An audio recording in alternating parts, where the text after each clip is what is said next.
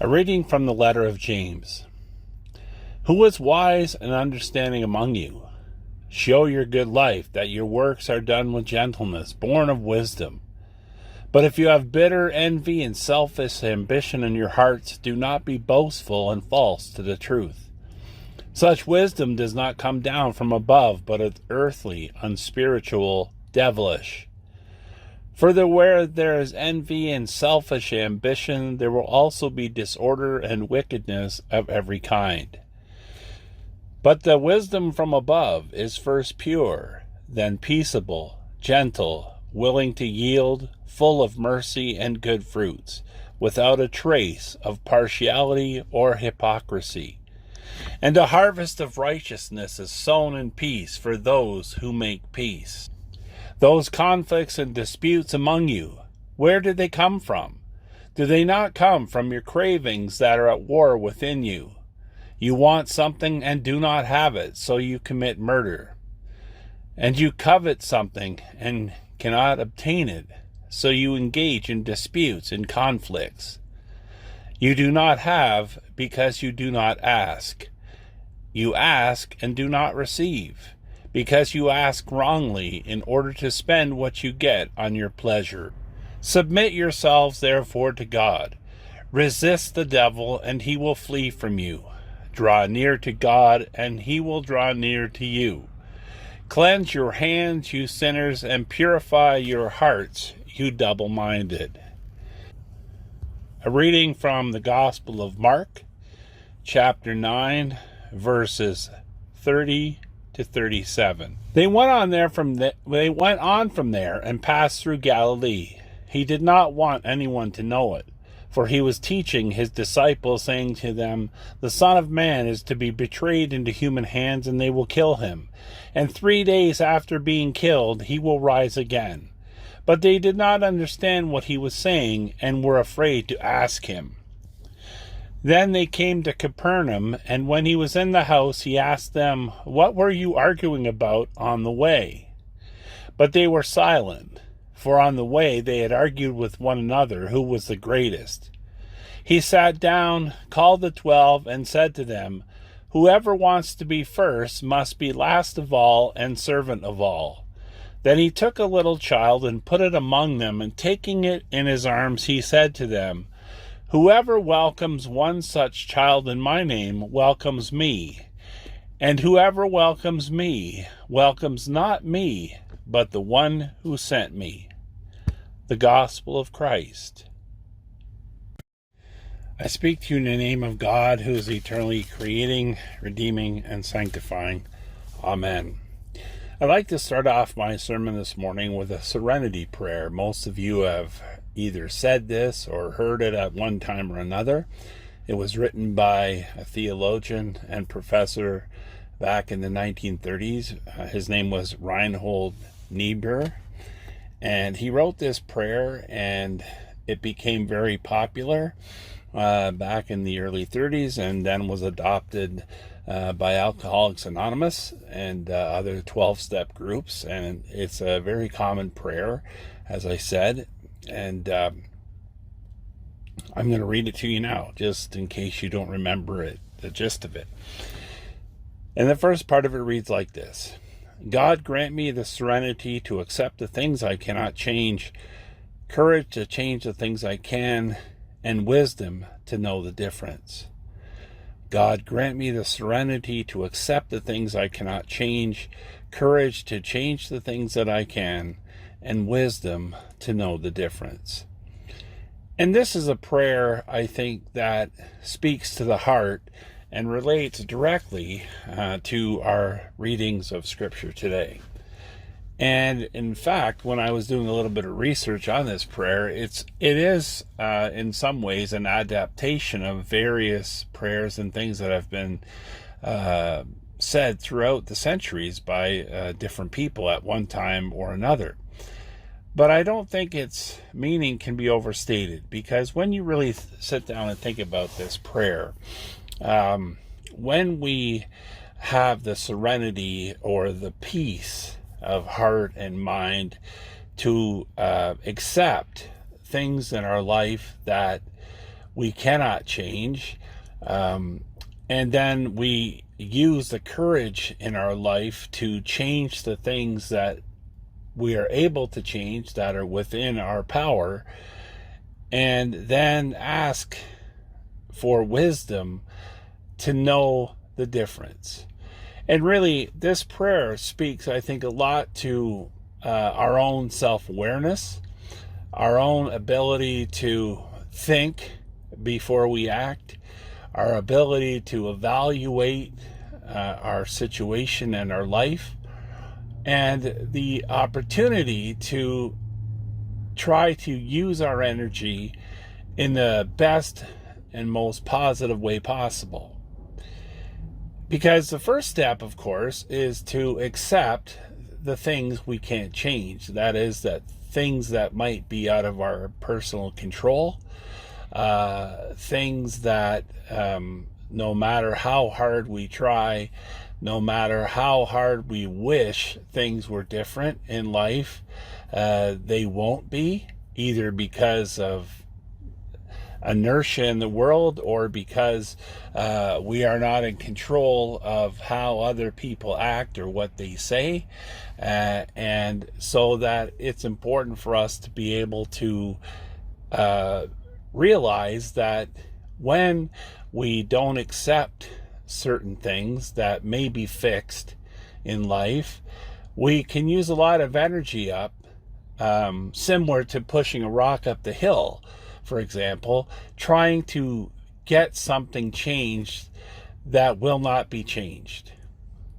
And when we are unable to accept that reality, that there are some things that just will not change, then it means that we're just repeating things over and over and over, using emotional, spiritual, physical energy on things that will not change. And when that happens, there's a tendency for us to become bitter, angry, resentful, depressed, despairing, desperate. We may start to lash out at people. We may act in ways that drive people away instead of bring people forward. And it's the ability to be able to accept and to, first of all, recognize a situation for what it might be, and then be able to move on from there, as difficult as that can be, depending on the circumstances. Then once we are able to do that, we can use the courage, or we can reach down deep and use the courage we have to change the things that we're able to change, namely ourselves. You know, it is said often that the only person you can control in your life is you. And so being able to take responsibility for your own self, your own actions, and things like that are things that are within your control. So you have that ability to work on yourself. And in working on oneself, that allows a person to free up their energy in positive, important, constructive ways with themselves, with their families, their friends, in their workplaces, in their situations. It allows a person to get a deeper sense of who they are, and then allows them to move forward in ways that broaden their horizons, that open them up to new experiences and new situations. It would be like when you approach a railway stop and it says, stop, look, and listen. Stop in your life. Look at your life. Listen and see what is happening in your situation. Take that opportunity to go farther into who you are, because when you do that, you also are able to go beyond what you thought you were. And the third step, once you're able to use that courage, use that ability, use that understanding that you have to start to look at things that you can really change. It's not that nothing is impossible per se, but it is a situation where we have to take into account what we are able to do with what we have. And so many people don't do that, because in knowing that, there's a certain, I think, understanding that in biblical terms, Paul would call it temporal and eternal. There are temporal realities that are often short-lived. There are temporal realities that at the end of the day are penultimate. That is, they don't really mean the most in life. And then there are eternal realities. The reality of Paul talking about the eternal things like love and peace and hope, things that God gives, like wisdom. And those eternal things are big picture things. Temporal things are often short-sighted. They're small picture things. They keep people into the small picture of their lives, into a certain myopia, and they focus on that, and they can't see beyond that. And the eternal opens one up. Think of the story, for example, of Esau and Jacob, the brothers, the twins who were born, and how Esau gave up his birthright, his blessing as the elder son in the family, to Jacob for a bowl of food, because he was hungry. He had been out hunting all day. He was hungry. He wanted food, and Jacob tricked him and negotiated him out of giving up his birthright, because Esau could only see the temporal. That is what was right in front of his starving stomach at the time. And at the time gave up his blessing, which he later regretted because of Jacob's trickery, of course, but because he also did not see the big picture and what that meant. And so he was giving that up for something short-sighted.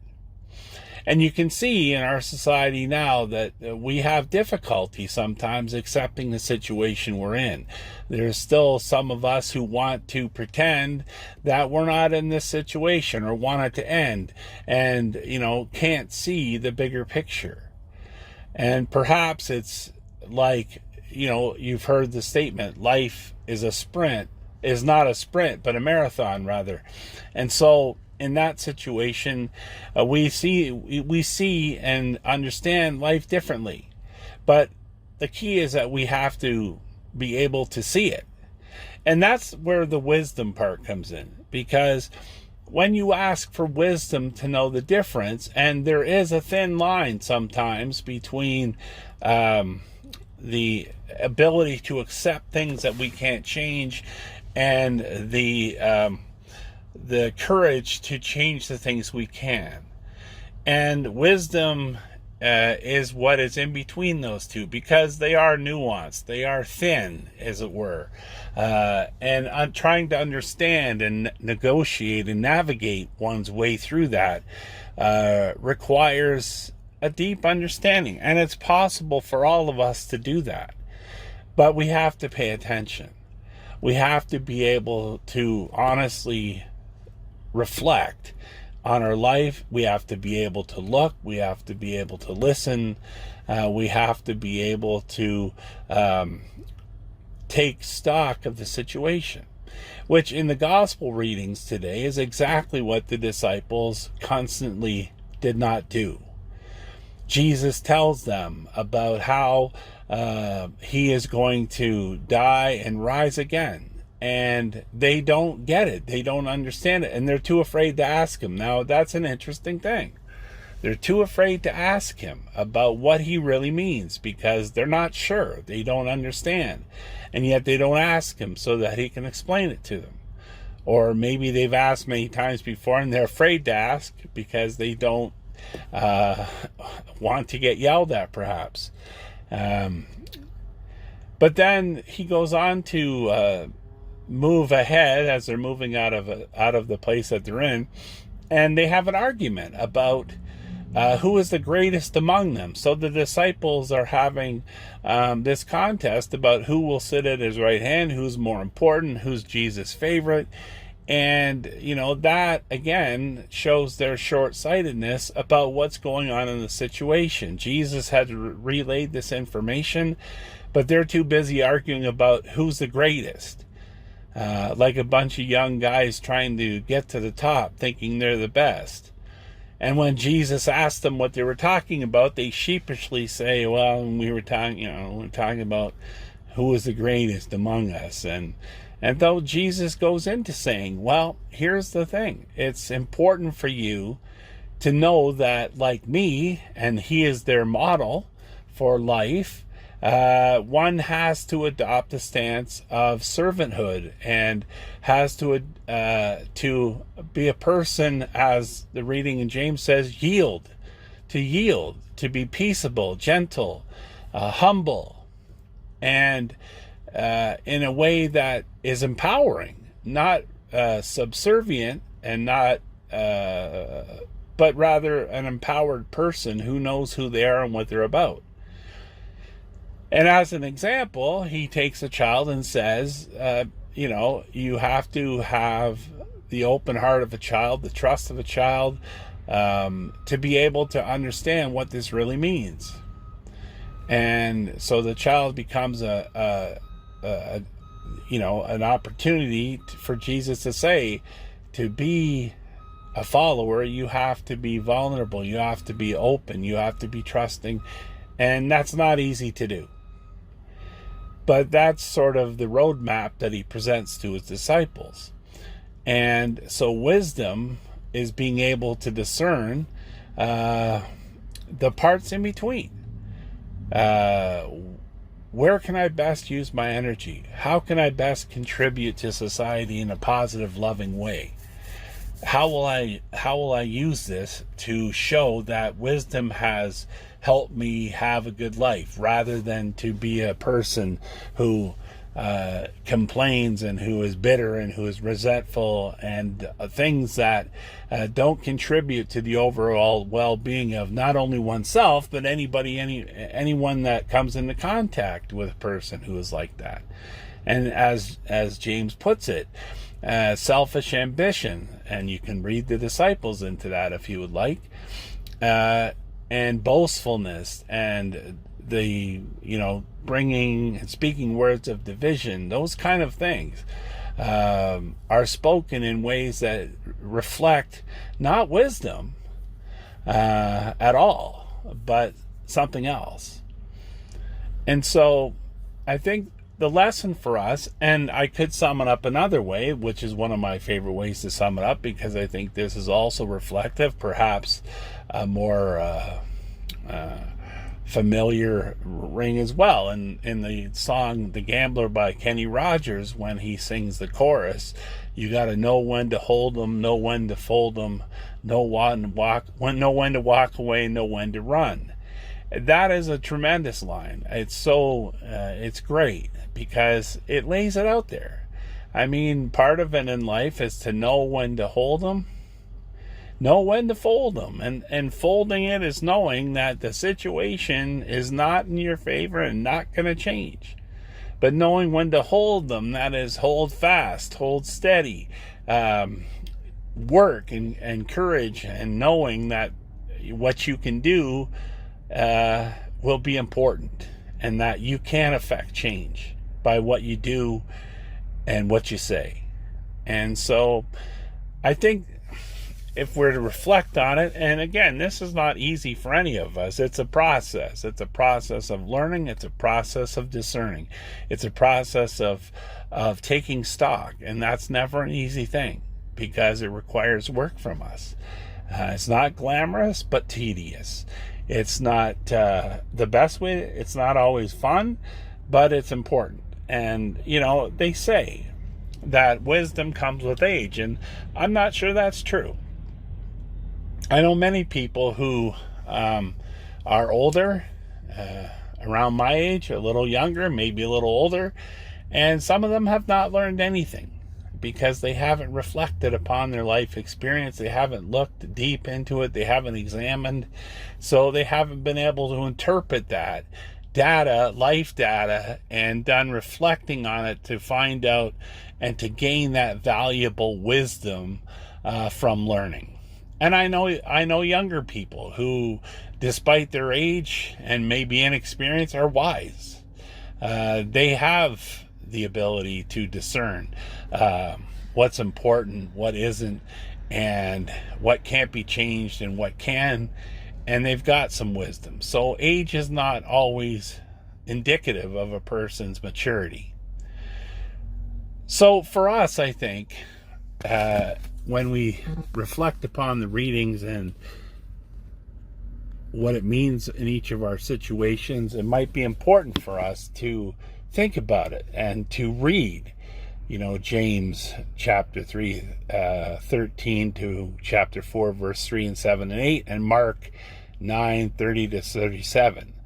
Because there is wisdom in those pages, but we have to be able to pay attention, or like the disciples, we will continue to miss the point that is right in front of us, within our grasp, a point that is already there, but we can't see it. And so wisdom is that key that unlocks our sight to be able to see and to hear and to understand what God's wisdom and God's Spirit are saying to each one of us. Amen.